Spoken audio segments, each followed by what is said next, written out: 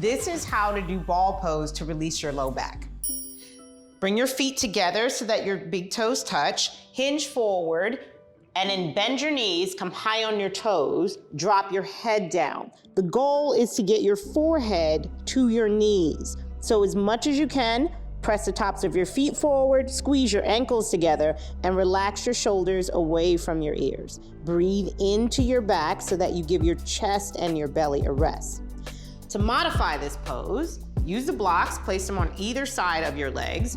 Really lift your heels, drop your head down, and round your spine. If you like, you can even walk the blocks forward for a more intense stretch. Reach forward with your fingers, pull backwards with your shoulders, and breathe. It's important that no matter what you do and no matter how you decide to get into these poses, that they benefit you and you feel better when you're done. Are you looking for more product advice and wisdom from me? Or me? Or me? Hit that subscribe button or head over to thedesirecompany.com for more classes, how-tos, and reviews.